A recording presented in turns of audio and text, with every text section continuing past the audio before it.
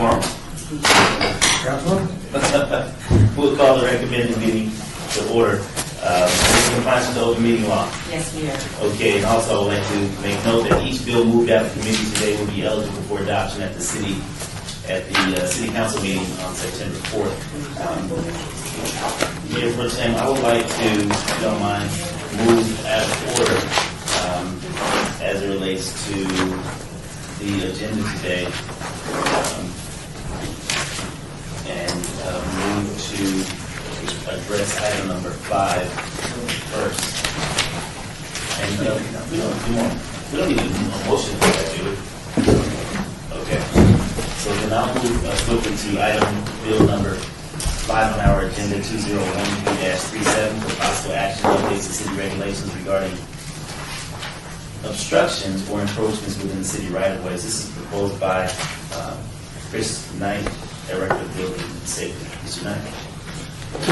Good morning, members of the council. Chris Knight, Director of Building and Safety. This is a bill that's part of our ongoing efforts to try to speed up our customer service for our customers.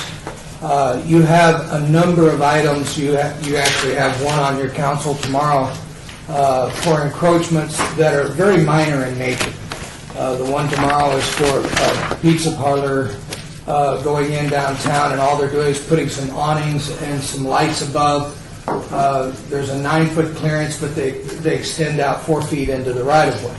It's a very simple matter, and over 90% of the encroachment agreements that the council hears have already been through the council as a part of an SDR, Site Development Review. So we're proposing that we amend the ordinance allowing for encroachment agreements to allow administrative approval of encroachment agreements. With a caveat in the ordinance, you will see that if a council member wants to have any one of those encroachment agreements heard by the council, you may request it be brought forward. So the next question in your mind is, how do we find out about them? And I would propose we would set up a system that as soon as we receive the application for the encroachment agreement, whoever ward it's in, a copy of that application be sent up to you for your review to give you a chance. If we don't hear within a certain number of days, we would go ahead and approve it administratively and move forward. That was very similar to what the planning department does as it relates to billboards. Right. Very similar to billboards. I'm sorry, cell towers. Cell towers, and I do believe billboards in some instances. So that's what we're proposing. We've had projects that are 5 months into the process, and all of a sudden there's a realization, oh my gosh, we got to get an encroachment agreement, and then we got to wait for it to get on council agenda, noticing, hearing, and then all that. And for us, it's like, well, some of these are so simple and so easy. Let's just do them administratively, and that's why we're asking you to amend the ordinance. Okay. Is there anyone from the public wishing to speak on this item? So please come forward, state your name for the record. Seeing none, Councilman. All in favor? Aye. So moved. Thank you, Mr. Knight. Thank you. Next item on business is this is an advance item, bill number 2013-32 for possible action updates to the gaming regulations and to add business license categories and fees for operators and interactive gaming services providers and manufacturers of interactive gaming systems. This is proposed by Flint Bagger, Director of Planning and Development.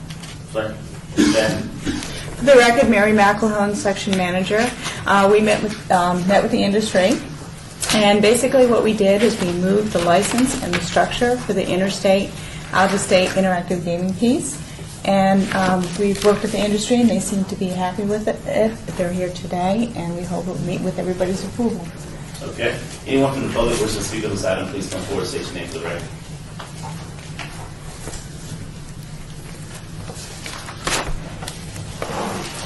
Good morning. For the record, I'm Virginia Valentine with the Nevada Resort Association, and I would like to start by thanking the staff, Mary and Karen and Jim, who were great about working with us over the past, probably something like 2 years.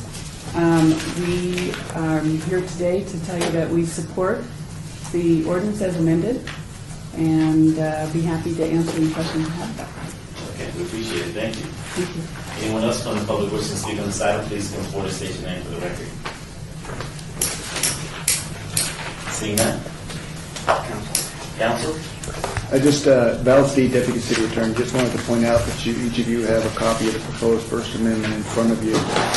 Basically what that does is that took out the references to interstate gaming generally, took it out of the fee tables, but we did add at the very end, you'll see a new Section 8. It says nothing in this chapter authorizes interstate interactive gaming to occur within the city until the Gaming Commission has promulgated its regulations and the city has adopted its own. So the general gist was to take out for now the interstate interactive gaming, and we'll address that at a later time. Okay, great. Just a general question. Counsel? In paragraph A, which is first page 16 through 27, is there a, we've listed every game that's been in existence since at least the 17th century. Have we missed a few, by the way, as long as we're being, in a sense, inclusive in our language as opposed to being any game of chance? We still have Big Engine, 7.5, Chuck-a-Luck. They played Chuck-a-Luck when I was a youngster here, but I haven't heard that word in 40 years. So, is something in the industry aware of, is anybody in the industry aware of the games that are out there that for some reason, based on our policy, are not included in our ordinance? Do you know of any, counsel? No. You gamble much, do you? No, I don't. I do know in my gambling experience that on line 21 it talks about... on line 21 on the first page it talks about or any other game or device approved by the Nevada Game Commission. So that is included in there in order to pick up new ones. All right. Such as Chuck-a-Luck. That's the first time that I've heard it in 40 years. Anyone else wishing to speak on this item? Seeing none, counsel. All in favor? Aye. So moved. Bill number 2013-36 for possible action updates the city alcohol licensing regulations, including the adjustments of licensing categories, updates corresponding to gaming and other regulatory provisions regarding alcohol-related uses. Take care. Staff? Thank you, Mr. And also, this is sponsored by Glenn. Thank you, Mr. Chairman. For the record, Karen Dudleston, Business Licensing Manager. We've spent a great deal of time with the industry. We've had many meetings with the local businesses as well as the chambers in going through and trying to do an overall update to our liquor code, to combine a lot of our smaller licenses, to make sure that we're simplifying our code, as well as that we're clarifying and making sure that we have definitions that both the industry and business licensing understand, so that we're all talking about the same thing at the same time. So the code that before you provides a great deal of definitions, such as we've defined the word bar, cider, individual access. A lot of things in our code over the years have not been updated. For example, mini bars in hotel rooms, or should there be at a convention arena or an arena of some sort where you would have individual suites where you'd have controlled access alcohol. Those were not contemplated in our code at the time that it is written. So we've tried to do an update of what's happening in the industry, as well as prepare us for the future with our businesses and where they're going. You will also find that we have eliminated or combined a great number of licenses, so we're trying to offer our businesses flexibility and simplify our code, so we're not piling on a number of licenses to do a variety of things. We're trying to combine those licenses to simplify the process. Instead of having a list of 40, we want to try to get that down to a list of 10 that are very distinct, so people can easily choose what type of business they're wanting and what kind of alcohol uses are there. We've also gone through a number of the rules and regulations. Our liquor code is a list of rules and regulations. For example, one of those regulations is that you have to be 21 to handle any alcohol, even if it might be a receptacle that has already been used. So technically, someone that's underage could not bus a table in a restaurant that has an alcohol license. We are proposing to change those rules to be practical. with what is happening, allow our business owners the flexibility to operate their businesses in a logical fashion, which I think as we look around is what our goal is. Also to try to address some things specifically allowing folks to do things in a little bit different way. In the past, we had an art gallery license. No one ever applied for it. No one ever used it. It was very complex. And so what we are proposing is an art gallery permit, where an art gallery might come in, get an annual permit for a certain number of times where they may complimentarily serve champagne or wine with an art gallery opening, those sorts of things, rather than an ongoing license. So we worked with the Arts District. We've worked with gallery owners throughout the city to try to look at what they might be able to do. So it's along the lines of a special event where it's very controlled. It's a certain number of hours. They have to report those sorts of things. But it makes it much simpler on the businesses to have some of that flexibility. Yes. Question to this point. What about any business, not just art galleries? I don't know how they were carved out. It was, they just happened to be the wine machines crowd. And I'm wondering if any, could a used bookstore take this permit now? The permit that we have proposed in here is specifically for fine art, and we have a definition of what fine art is. For a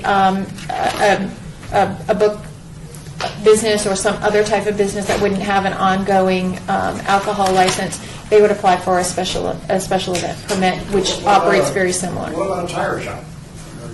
You know, I'm just thinking, why do we treat the fine arts different than any other business?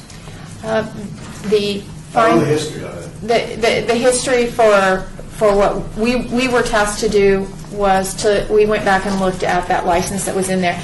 It was originally created by the City Council in order to try to encourage the art district and provide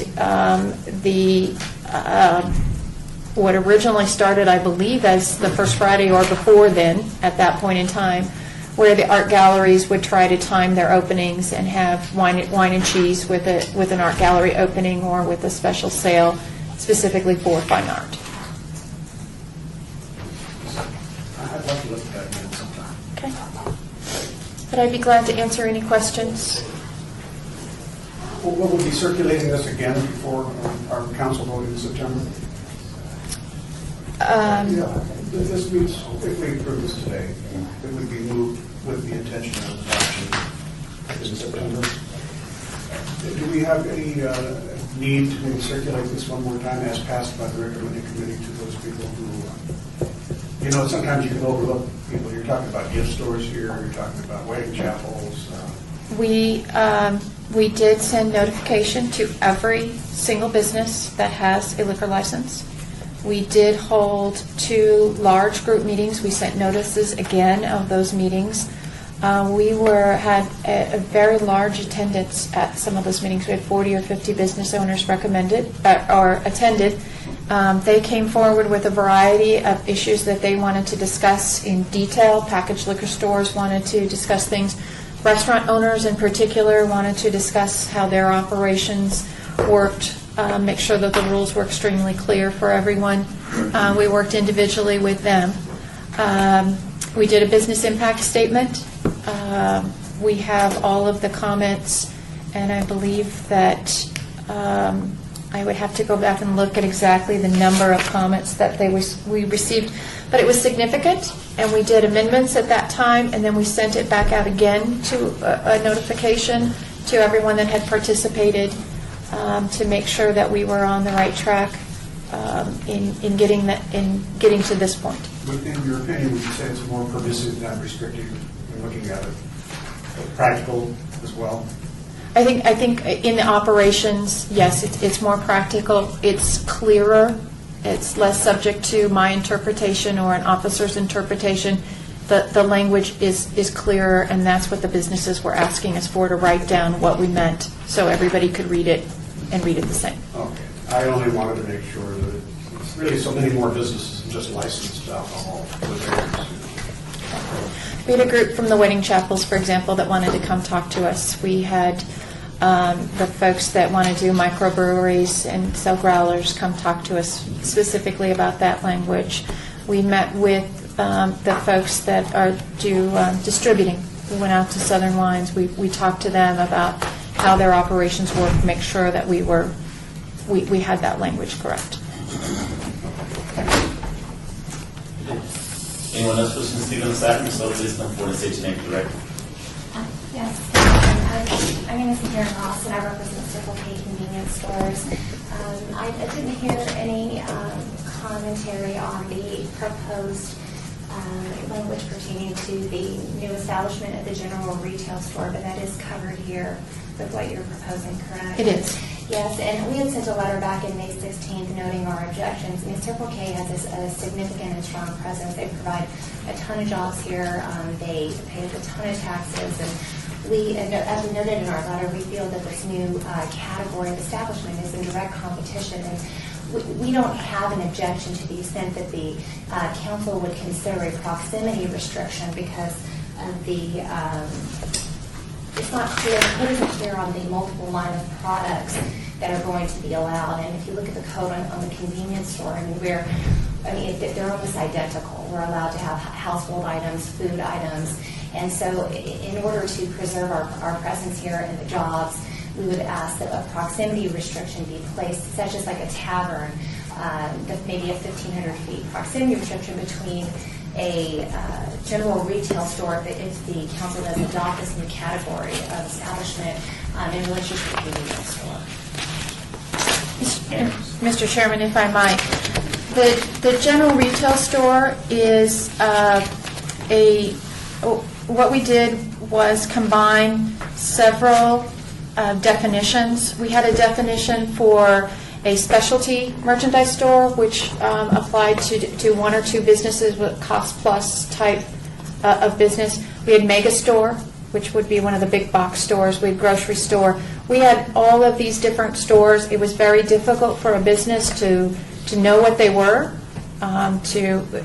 They were very narrow in scope for their square footage, for what they could do. But they all had the same requirement for the type of merchandise and how much alcohol they could have in those places. We had just divided them up into 4 or 5 different stores. It was difficult for a store to grow into the next category if they all went with exactly the same liquor license. So what we did was we created general retail store and said these old 4 separate licenses now were covered under one. So that's all we did. Those regulations and the definitions were already in our liquor code. They were broken out into 4 different stores. So now there would just be one title, one license instead of 4 different licenses. Well, is Circle K overly concerned about something they shouldn't be concerned about? Have we heard from 7-Eleven or any of the other C-stores that operate? And I believe that one of the letters we got in, I believe it was from Circle K as well, was the concern is, for example, one of the clarifications that people asked us to make was our definition of a convenience store said that they would primarily have food, household items and everything, or the majority of their inventory would be. What we did was put a number in there. 51% of your floor space must be dedicated to those things rather than alcohol. We didn't want convenience stores turning into full package liquor stores. So we put a measure in there that both the business could figure out based on their square footage and our officers could figure out, so that we didn't have someone interpreting, well, it's a majority means this. So we tried to write those things down. One of the concerns was that one of the stores they thought was might be over one of those limits.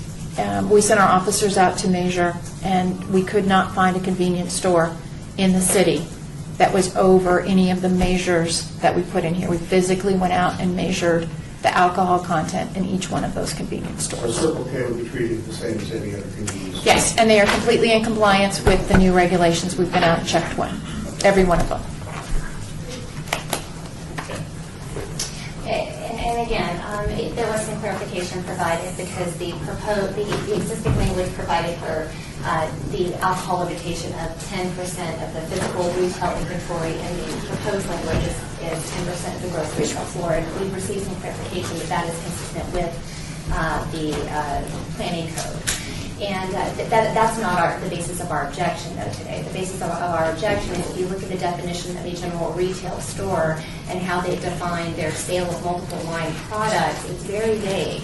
And I understand the concern of wanting to combine several categories into one for purposes of fees and licensing and growth. But again, there needs to be some type of balancing act in place with a 3,500 square foot business establishment that's in direct competition with a business such as Circle K that's providing, again, numerous jobs, paying numerous significant license fees and taxes. And I don't think that the code is clear on that. I still don't understand your objection. I'm not. Certainly, let me clarify. The code says, the proposed language for the code. Can you point out what section you're talking about? Certainly. The general, the convenience for 6.50.0201. Page and line.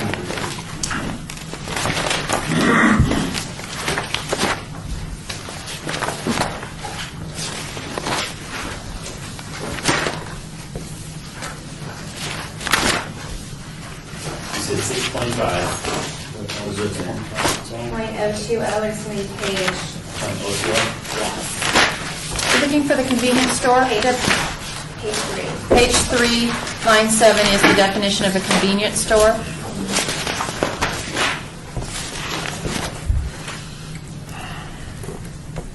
Line 3. 9. So 9 through 14. A convenience store means a retail establishment other than a drugstore which offers for sale prepackaged food products, household items, and other goods commonly associated with those products. It maintains more than 51% of its gross retail space dedicated to such products and items. Provided that not more than 10% of its physical retail inventory on the establishment, and this was the proposed amendment, of its gross retail floor is devoted to alcoholic beverages. So if you compare that up against the general retail store,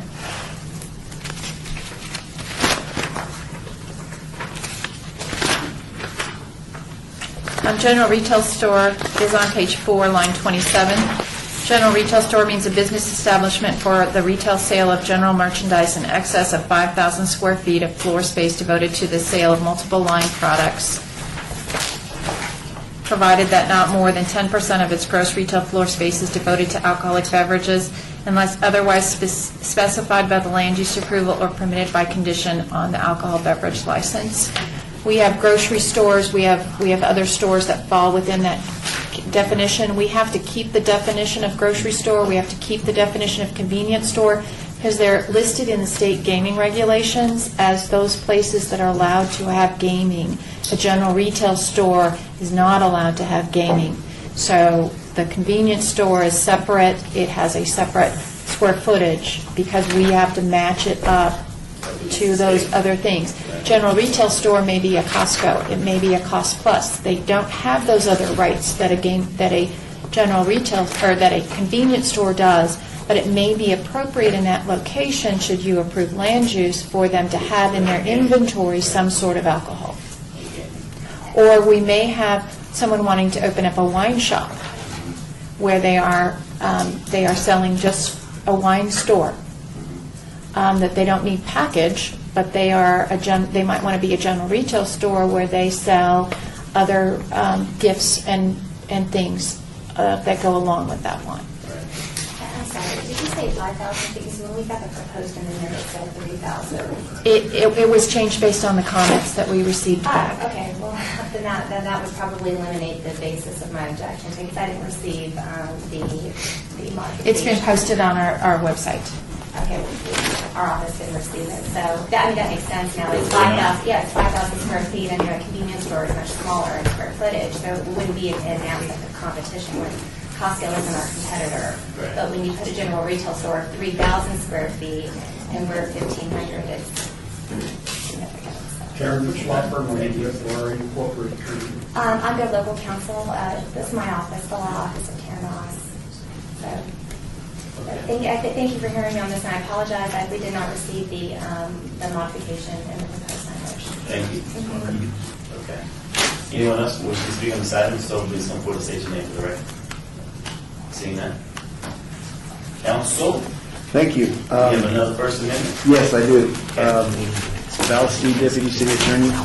We met with representatives of Works Beverage Company. There was concern that the language that we have regarding package sales being allowed to dispense in growlers might conflict with state law. In section 42 of your ordinance, let's see if I can find the page real fast here.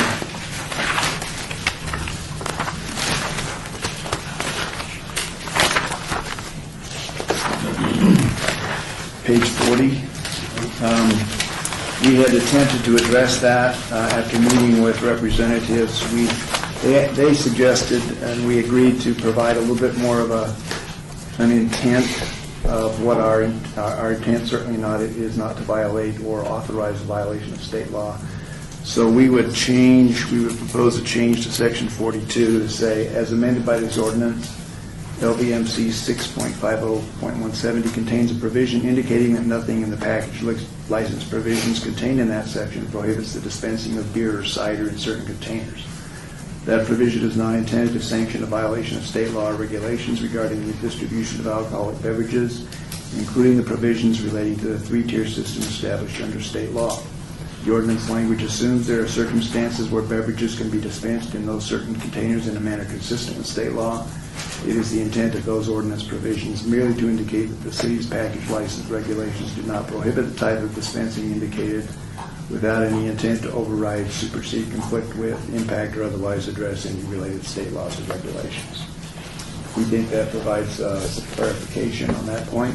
Also, in sections 30 and 36, we have parallel land use definitions that apply to